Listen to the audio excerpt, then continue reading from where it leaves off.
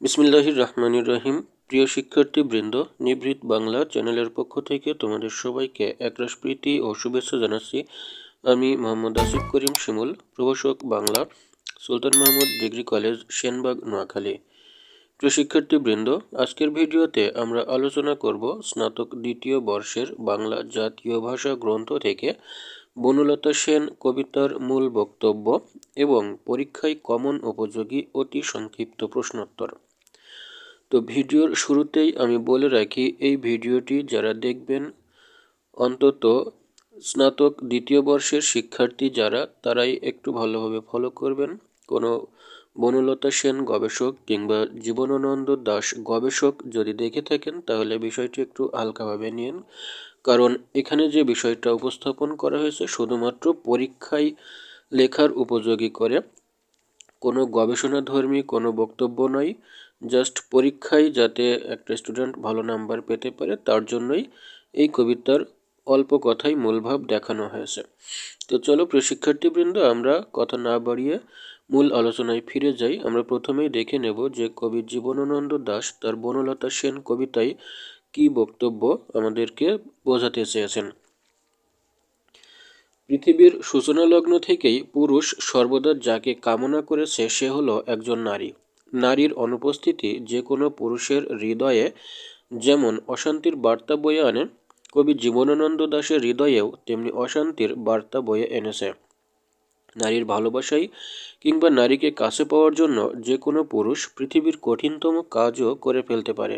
তেমনি বনলতা সেন কবিতায় দেখা যায় কবি জীবনানন্দ দাশ হাজার বছরের পৃথিবীর পথ অতিক্রম করেছেন। সিংহল সমুদ্র থেকে নিশীথের অন্ধকারে মালয় সাগর পর্যন্ত ঘুরেছেন। শুধু তাই নয়, কবি বিম্বিসার অশোকের ধূসর জগতেও গিয়েছেন এবং আরও দূরবর্তী অন্ধকার বিদর্ভ নগর সমস্ত কিছু পরিভ্রমণ করেছেন শুধু দুদণ্ড শান্তির প্রত্যাশায়।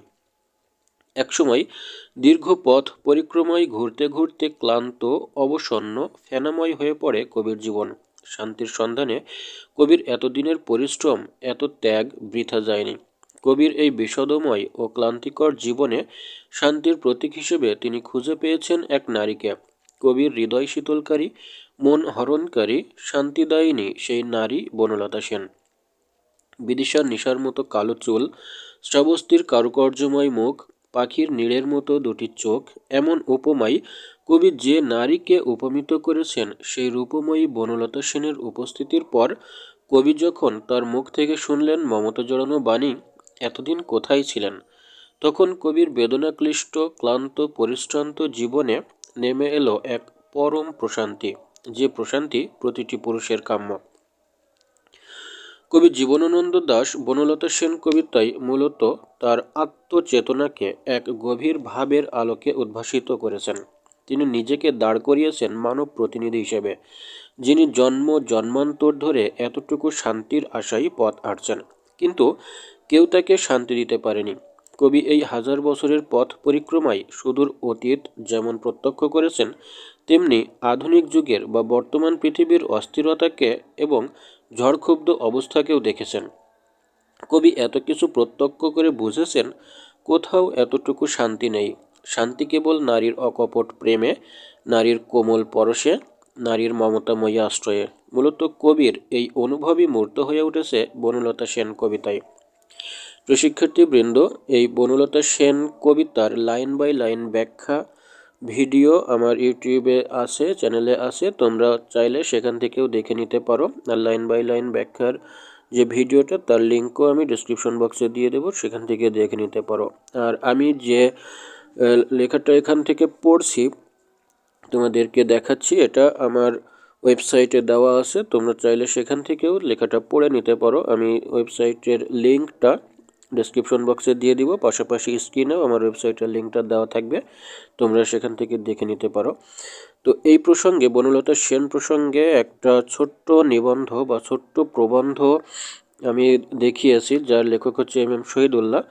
তোমরা চাইলে সেটাও দেখে নিতে পারো, তবে আমার মনে হয় না যে ডিগ্রি সেকেন্ড ইয়ার যারা বাংলা পড়ছো বা দেখছো তাদের জন্য এটা প্রয়োজন আছে। তবে এই প্রবন্ধটা অন্য যারা বনলতা সেন গবেষক তাদের কাজে লাগতে পারে, তাইলে তারা দেখে নিতে পারেন। তো আমি এখান থেকে স্কিপ করছি। আমরা এবার দেখে নিব যে বনলতা সেন কবিতার যে অতি সংক্ষিপ্ত প্রশ্নোত্তর, সেই প্রশ্নোত্তরগুলো কেমন হতে পারে বা পরীক্ষায় কমন উপযোগী যে প্রশ্নগুলো আছে সেগুলো কেমন হতে পারে। তো চলো দেখে নিই।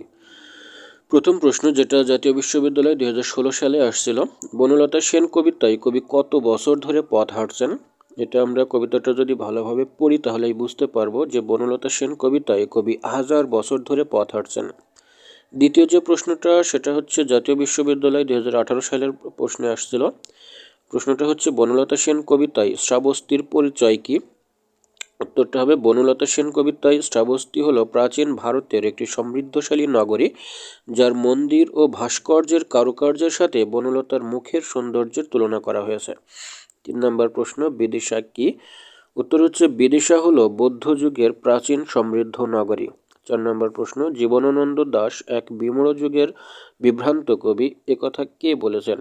উত্তর হবে জীবনানন্দ দাশকে বিমূঢ় যুগের বিভ্রান্ত কবি বলেছেন দীপ্তি ত্রিপাঠী। 5 নম্বর প্রশ্ন, মানুষের কোন চিরন্তন আকাঙ্ক্ষাটি বনলতা সেন কবিতায় ফুটে উঠেছে? উত্তর হবে মানুষের মানসিক প্রশান্তির আকাঙ্ক্ষাটি বনলতা সেন কবিতায় ফুটে উঠেছে। 6 নম্বর প্রশ্ন, জীবনানন্দ দাশ কি নামে খ্যাত?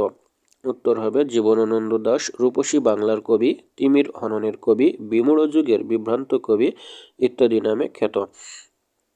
7 নম্বর প্রশ্ন, কবি বনলতা সেনকে প্রথম কোথায় দেখেছিলেন? উত্তর হবে কবি বনলতা সেনকে প্রথম দেখেছিলেন অন্ধকারে। 8 নম্বর প্রশ্ন, বনলতা সেন কিসের প্রতীক? উত্তর হবে বনলতা সেন শাশ্বত নারী সত্তার চিরন্তন শান্তির প্রতীক। 9 নম্বর প্রশ্ন, জীবনানন্দ দাশ জন্মগ্রহণ করেন কবে? উত্তর হবে জীবনানন্দ দাশ 17 ফেব্রুয়ারি 1899 সালে বরিশালে জন্মগ্রহণ করেন। 10 নম্বর প্রশ্ন, বনলতা সেন কবিতায় সবুজ ঘাসের দেশ কোথায়? উত্তর হবে বনলতা সেন কবিতায় সবুজ ঘাসের দেশ দারুচিনি দ্বীপের ভিতর। 11 নম্বর প্রশ্ন, বনলতা সেন কবিতাটি কোন ছন্দে রচিত? উত্তর হবে বনলতা সেন কবিতাটি অক্ষরবৃত্ত ছন্দে রচিত। 12 নম্বর প্রশ্ন, বনলতা সেনের চুল কিসের মতো? উত্তর হবে বনলতা সেনের চুল বিদিশার নিশার মতো।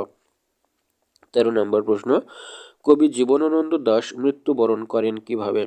উত্তর হবে কবি জীবনানন্দ দাশ মৃত্যুবরণ করেন ট্রাম দুর্ঘটনায়। 14 নম্বর প্রশ্ন, জীবনানন্দ দাশের কাব্যে কি রূপময় হয়ে উঠেছে? উত্তর হবে জীবনানন্দ দাশের কাব্যে গ্রাম বাংলার ঐতিহ্যময় প্রকৃতি রূপময় হয়ে উঠেছে। 15 নম্বর প্রশ্ন, বনলতা সেন কবিতায় নারীর কোন দিকটি উপজীব্য হয়েছে? উত্তর হবে বনলতা সেন কবিতায় নারীর শান্তিদায়িনী রূপটি উপজীব্য হয়েছে। 16 নম্বর প্রশ্ন, বনলতা সেন কবিতায় পাণ্ডুলিপি আয়োজন করে কখন? উত্তর হবে বনলতা সেন কবিতায় পাণ্ডুলিপি আয়োজন করে পৃথিবীর সব রং নিভে গেলে। 17 নম্বর প্রশ্ন, বনলতা সেন কবিতায় জোনাকির রং ঝিলমিল করে কিসের তরে? উত্তর হবে বনলতা সেন কবিতায় জোনাকির রং ঝিলমিল করে গল্পের তরে। 18 নম্বর প্রশ্ন, বনলতা সেন কবিতাটির রচয়িতা কে? উত্তর হবে বনলতা সেন কবিতাটির রচয়িতা জীবনানন্দ দাশ। 19 নম্বর প্রশ্ন, জীবনানন্দ দাশের কয়েকটি কাব্যগ্রন্থের নাম লেখো। উত্তর হবে জীবনানন্দ দাশের কয়েকটি উল্লেখযোগ্য কাব্যগ্রন্থের নাম হল ধূসর পাণ্ডুলিপি, ঝরা পালক, বনলতা সেন, মহাপৃথিবী, সাতটি তারার তিমির ইত্যাদি। 20 নম্বর প্রশ্ন, বনলতা সেন কবিতার বিখ্যাত উপমা কোনটি? উত্তর হবে বনলতা সেন কবিতার বিখ্যাত উপমা পাখির নীড়ের মতো চোখ। 21 নম্বর প্রশ্ন, বনলতা সেন কবিতায় হাল ভেঙে কে দিশা হারায়? উত্তর হবে বনলতা সেন কবিতায় হাল ভেঙে দিশা হারায় নাবিক। 22 নম্বর প্রশ্ন, বনলতা সেন কবিকে দেখে কোন উক্তি করেছিলেন? উত্তর হবে বনলতা সেন কবিকে দেখে বলেছিলেন এতদিন কোথায় ছিলেন। 23 নম্বর প্রশ্ন, সিংহল সমুদ্র কি? উত্তর হলো সিংহল সমুদ্র হলো ভারতের দক্ষিণ পার্শ্বস্থ সমুদ্র। একসময় লঙ্কা দ্বীপকে সিংহল বলা হতো, বর্তমানে এটি শ্রীলঙ্কা নামে পরিচিত। তাই সিংহল সমুদ্র বলতে বর্তমানে দক্ষিণ শ্রীলঙ্কায় অবস্থিত সাগরকে বোঝানো যায়। 24 নম্বর প্রশ্ন, শিশিরের শব্দের মতন বলতে কবি কি বুঝিয়েছেন? উত্তর হবে শিশিরের শব্দের মতন বলতে কবি বুঝিয়েছেন নিঃশব্দ মসৃণ অনুভূতি। নীড় অর্থ কি? নীড় অর্থ পাখির ভাষা। ২৬ নম্বর প্রশ্ন, বনলতা সেন কবিতায় পাখির নীড়ের মতো চোখ উপমাটি কিসের প্রতীক হিসেবে ব্যবহৃত হয়েছে? উত্তর হবে বনলতা সেন কবিতায় পাখির নীড়ের মতো চোখ উপমাটি আশ্রয়ের প্রতীক হিসেবে ব্যবহৃত হয়েছে। ২৭ নম্বর প্রশ্ন, নাবিক অর্থ কি? উত্তর হবে নাবিক অর্থ যিনি নৌযান বা নৌকা বা জাহাজ চালনা করেন। ২৮ নম্বর প্রশ্ন, দুদণ্ড শব্দের অর্থ কি? উত্তর হবে দুদণ্ড শব্দের অর্থ সামান্য মুহূর্ত। ২৯ নম্বর প্রশ্ন, বনলতা সেন কবিতায় কোন রঙের উল্লেখ আছে? উত্তর হবে বনলতা সেন কবিতায় ধূসর রঙের উল্লেখ আছে। ৩০ নম্বর প্রশ্ন, ডানার রৌদ্রের গন্ধ উপমাটি কি অর্থ বহন করে? উত্তর হবে ডানার রৌদ্রের গন্ধ হল ব্যস্ততা ভরা কর্মজীবনের অবসাদ বা ঘামের গন্ধ। ৩১ নম্বর প্রশ্ন, সমুদ্র সফেন বলতে কি বোঝো? উত্তর হবে সমুদ্র সফেন বলতে ফেনাময় সমুদ্র বোঝানো হয়েছে। ৩২ নম্বর প্রশ্ন, বিদর্ভ বলতে ভারতের বর্তমান কোন রাজ্যকে বোঝানো হয়েছে? উত্তর হলো বিদর্ভ হলো ভারতের বর্তমান বিদর রাজ্যের প্রাচীন নাম। ৩৩ নম্বর প্রশ্ন, বনলতা সেন কবিতায় অশোকের পরিচয় কি? উত্তর হবে বনলতা সেন কবিতায় উল্লেখিত অশোক হলেন মৌর্য বংশের প্রভাবশালী রাজা। ৩৪ নম্বর প্রশ্ন, বনলতা সেন কবিতায় উল্লেখিত বিম্বিসার কে? উত্তর হবে বনলতা সেন কবিতায় উল্লেখিত বিম্বিসার হলেন প্রাচীন হর্ষব রাজবংশের প্রতিষ্ঠাতা। ৩৫ নম্বর প্রশ্ন, বনলতা সেন কবিতায় কয়টি সাগরের উল্লেখ পাওয়া যায় এবং সেগুলি কি কি? উত্তর হবে বনলতা সেন কবিতায় ২টি সাগরের উল্লেখ পাওয়া যায়, সেগুলি হলো সিংহল সাগর এবং মালয় সাগর। ৩৬ নম্বর প্রশ্ন, বনলতা সেন কবিতায় উল্লেখিত কয়েকটি পৌরাণিক স্থানের নাম লিখো। উত্তর হবে বনলতা সেন কবিতায় উল্লেখিত কয়েকটি পৌরাণিক স্থানের নাম হল সিংহল সমুদ্র, মালয় সাগর, বিদর্ভ নগর, শ্রাবস্তী, বিদিশা, অশোকের ধূসর জগৎ ইত্যাদি। ৩৭ নম্বর প্রশ্ন, বনলতা সেন কবিতায় চিল কি করে? উত্তর হবে বনলতা সেন কবিতায় চিল ডানার রৌদ্রের গন্ধ মুছে ফেলে। ৩৮ নম্বর প্রশ্ন, বনলতা সেন কবিতায় সন্ধ্যা আসে কখন? উত্তর হবে বনলতা সেন কবিতায় সন্ধ্যা আসে সমস্ত দিনের শেষে। ৩৯ নম্বর প্রশ্ন, বনলতা সেন কবিতায় সন্ধ্যা আসে কিভাবে? উত্তর হবে বনলতা সেন কবিতায় সন্ধ্যা আসে শিশিরের শব্দের মতো। ৪০ নম্বর প্রশ্ন, বনলতা সেন কবিতায় বনলতার আবাস কোথায় বলে উল্লেখ করা হয়েছে? উত্তর হবে বনলতা সেন কবিতায় বনলতার আবাস নাটোরে বলে উল্লেখ করা হয়েছে। প্রিয় শিক্ষার্থীবৃন্দ, এই ছিল মূলত বনলতা সেন কবিতার মূল বক্তব্য এবং পরীক্ষায় কমন উপযোগী কিছু অতি সংক্ষিপ্ত প্রশ্নোত্তর। আশা করি ভিডিওটি তোমাদের ভালো লেগেছে। যদি ভালো লেগে থাকে তাহলে অবশ্যই ভিডিওটি শেয়ার করে রাখবে।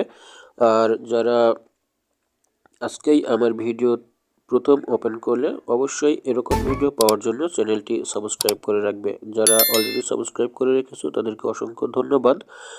যাওয়ার আগে বলে যাই যে এই যে লেখাটি আমি পড়ে শোনালাম এটা আমার ওয়েবসাইটে দেওয়া আছে, তোমরা চাইলে সেখান থেকেও পড়ে নিতে পারো। আমি ওয়েবসাইটের লিঙ্ক ডেসক্রিপশন বক্সে দিয়ে দিব এবং স্ক্রিনেও দেওয়া থাকবে, চাইলে সেখান থেকে দেখে নিতে পারো। তো সবাই ভালো থাকো, সুস্থ থাকো, এই প্রত্যাশায় আজকের ভিডিও এখানেই শেষ করছি। আল্লাহ হাফেজ।